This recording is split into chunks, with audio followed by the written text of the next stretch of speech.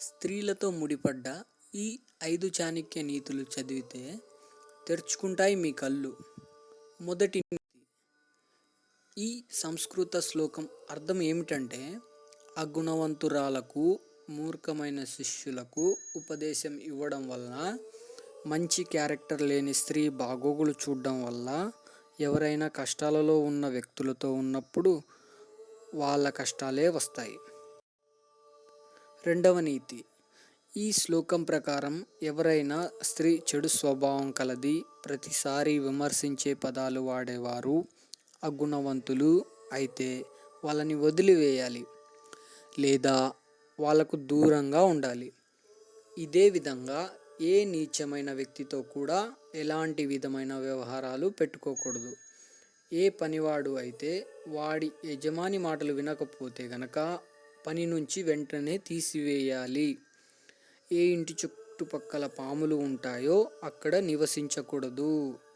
ఏ వ్యక్తి ఈ మాటల్ని అనుసరించడో లేకపోతే పెడచెవిన పెడతాడో వారికి చావుతో సమానమైన కష్టాలు వస్తాయి.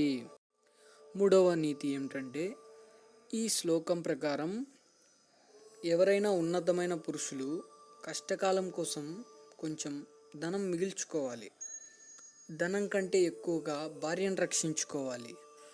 భార్య కంటే మనల్ని మనం ఎక్కువ రక్షించుకోవాలి. ఎందుకంటే భర్త సురక్షితంగా ఉంటే కానీ అతని పరివారం అంతా సురక్షితంగా ఉంటుంది.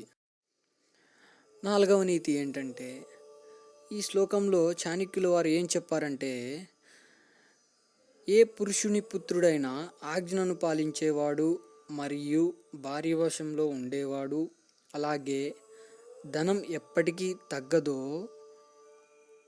అయితే వారి జీవితం స్వర్గంతో సమానంగా ఉంటుందన్నమాట. ఐదవ నీతి. ఈ శ్లోకంలో ఆచార్యుల వారు స్త్రీ మరియు పురుషుల ఇద్దరి కోసము చాలా ముఖ్యమైన మాట చెప్పాడు. అది ఏంటంటే, అన్నిటికంటే పెద్ద కష్టం మూర్ఖత్వం, దీని తర్వాత రెండవ కష్టం యవ్వనం, మరియు అన్నిటికంటే పెద్దది బంధువులు కాని వారి ఇంట్లో ఉండడం. ఇంకా ఎక్కువ చాణక్య నీతి గురించి తెలుసుకోవడానికి ఛానల్ని సబ్స్క్రైబ్ చేయండి.